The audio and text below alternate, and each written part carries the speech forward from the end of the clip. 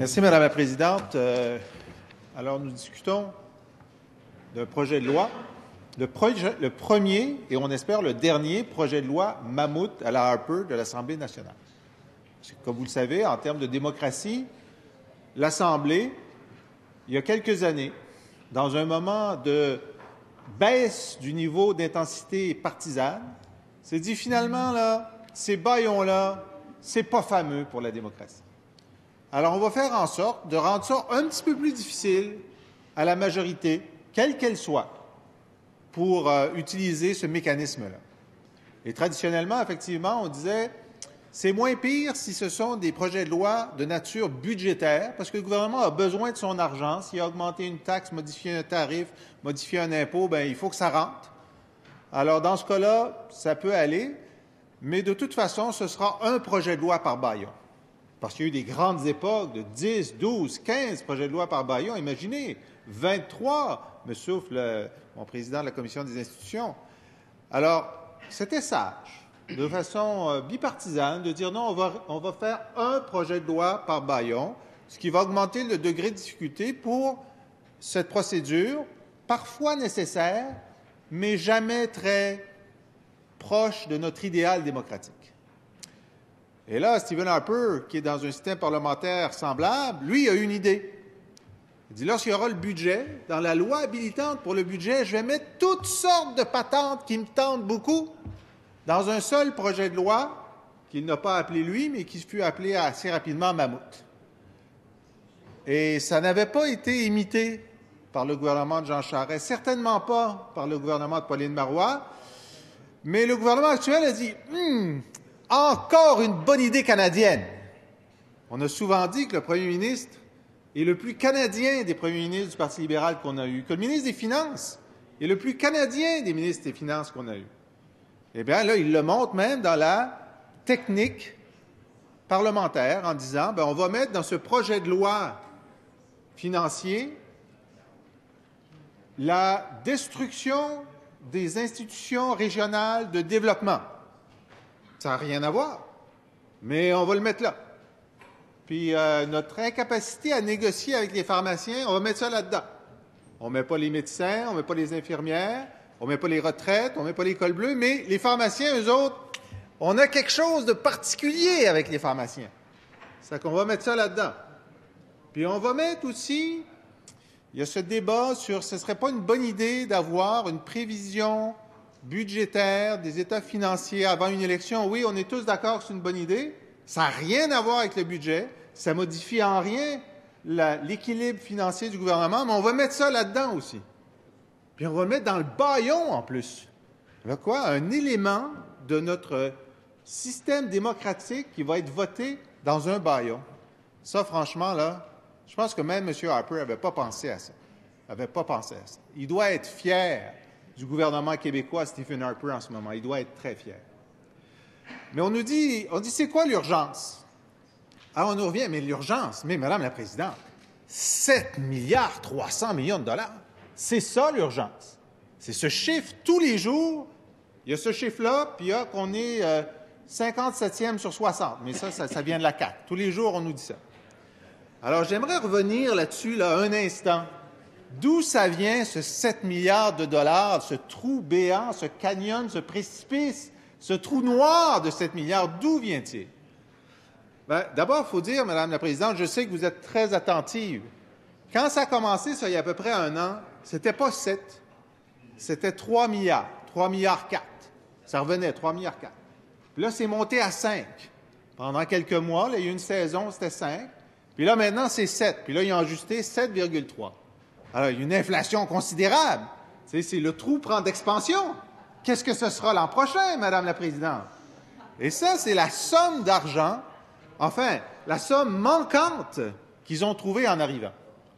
Alors moi, je suis retourné à l'arrière un petit peu, puis j'ai quand même un peu de mémoire. Puis le premier ministre, avant d'être premier ministre, vous savez, il était chef de l'opposition.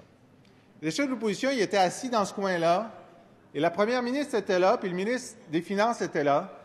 Puis il n'arrêtait pas de dire avant l'élection qu'il y avait un trou. Il disait ça avant l'élection d'avril dernier. C'est pas vrai que vous allez atteindre l'équilibre budgétaire. C'est pas vrai que vos chiffres sont bons. D'ailleurs, le jour de l'élection, le jour du déclenchement, le 7 avril, je suis retourné, l'actuel premier ministre a dit, et je le cite, « Ce que j'entends partout au Québec, c'est « ça va faire ». Ça va faire le fiasco économique.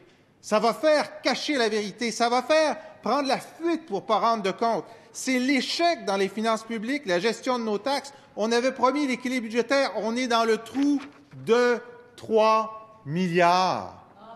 Et il dit ça le jour du déclenchement de l'élection. Et ensuite, je suis bien surpris, il y a un trou de 3 milliards. Mais tu l'avais dit le jour du déclenchement de l'élection. Comment est-ce que tu peux être surpris maintenant?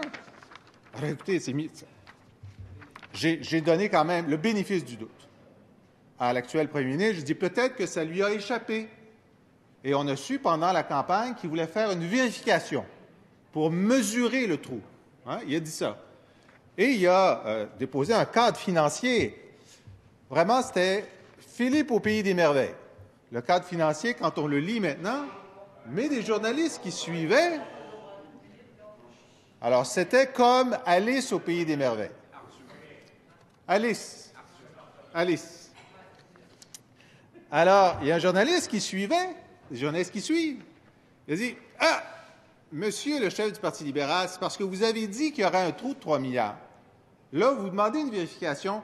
Si c'est confirmé qu'il y a un trou de 3 milliards, qu'est-ce qui va se passer avec votre beau cadre financier des merveilles? » Et le chef du Parti libéral, il a dit, et je le cite, « On va faire en sorte que le cadre financier se réalise même après l'examen.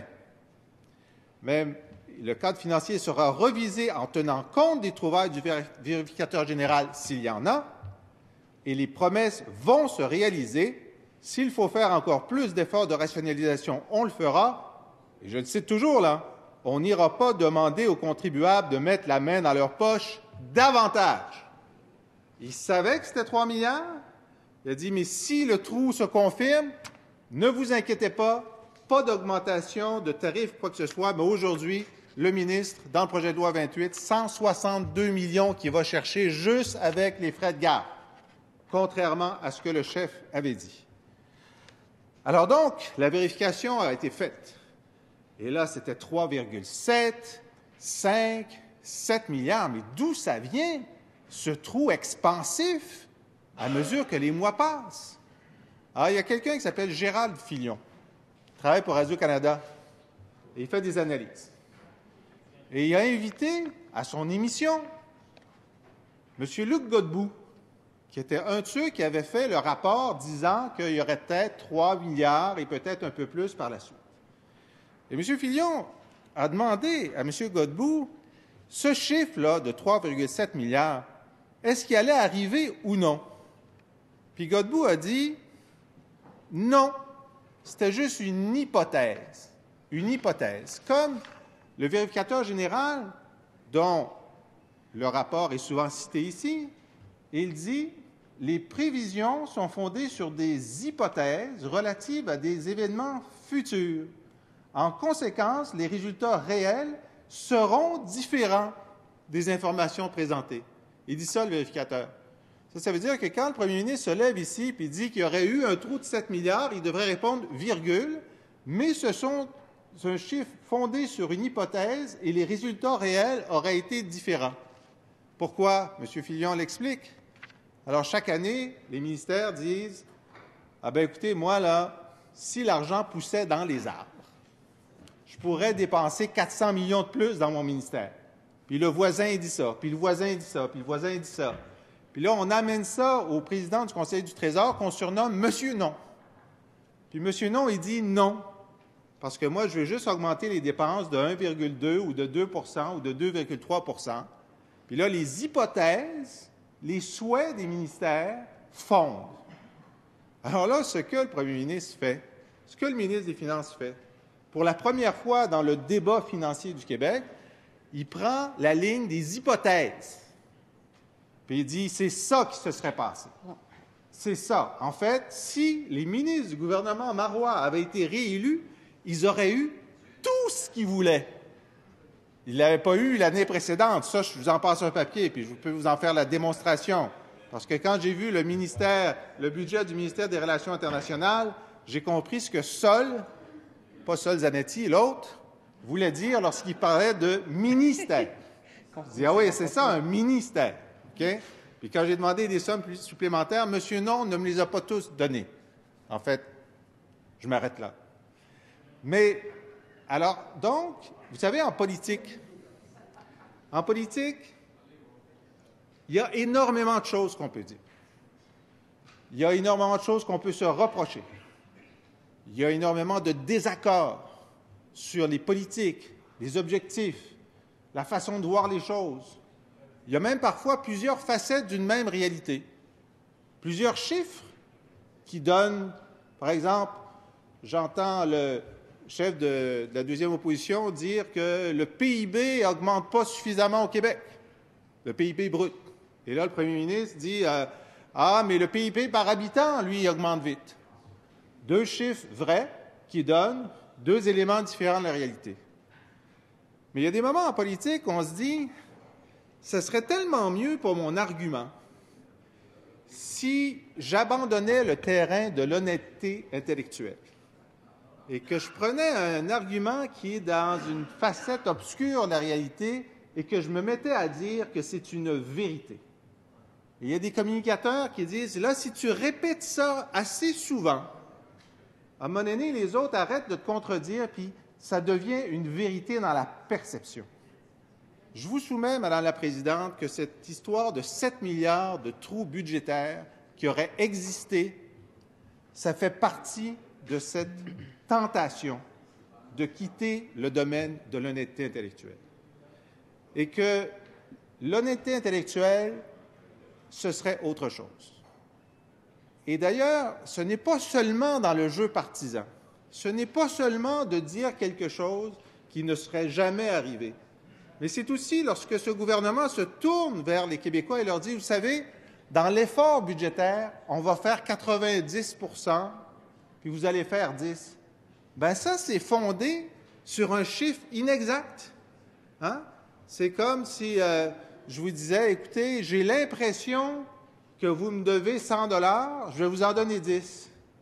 Mais dans les faits, c'est pas vrai que vous me devez 100 $ et que j'en accepte 10. Vous m'en devez 100, puis vous devriez m'en donner 100. C'est de construire une fausse réalité, de la répéter assez souvent, puis ensuite se tourner vers la population en disant « Regardez, là, j'ai fait un effort. » Mais c'est un effort qui vient d'Alice au pays des merveilles. C'est le pays des merveilles de l'État financier. Oui, Monsieur le ministre des Forêts. Alice au pays des merveilles, pour lui qui voulait remplacer quand même la première ministre démissionnaire le soir même, c'est les mêmes arguments qu'il y avait un déficit et pas d'équilibre budgétaire, je l'amènerai à la prudence, s'il vous plaît. C'est bien, je vais demander à Monsieur le député de poursuivre. Non, Madame? Allez-y. Règlement qui n'en était pas une. Or, normalement, quand on intervient ici, qu'on prend la peine d'interrompre un collègue sur un bâillon, on devrait faire de vraies questions de règlement et respecter, sinon, les droits de parole des collègues. Monsieur le député, je vous demande de poursuivre, s'il vous plaît. Évidemment, lorsqu'on est membre d'un gouvernement qui a créé de toutes pièces un chiffre hypothétique et qui dit à la population, regardez comme je suis bon, j'ai vaincu cette hypothèse, j'ai vaincu ce chiffre hypothétique, je comprends qu'on veut arrêter les gens qui disent l'empereur est nu. C'est ce qu'on vient de voir. Alors, moi, je plaide pour plus d'honnêteté intellectuelle dans le débat politique. Moi, je plaide pour qu'il y ait suffisamment de désaccords, il y a suffisamment de chiffres, il y a suffisamment d'arguments pour qu'on se dise les vraies choses. Et sur la base des vraies choses, on peut être en désaccord, faire campagne, débattre, sans devoir constamment inventer des chiffres puis se faire dire, ben écoutez, le meilleur analyste économique au Québec vous dit que c'est un chiffre inventé. Merci, Madame la Présidente.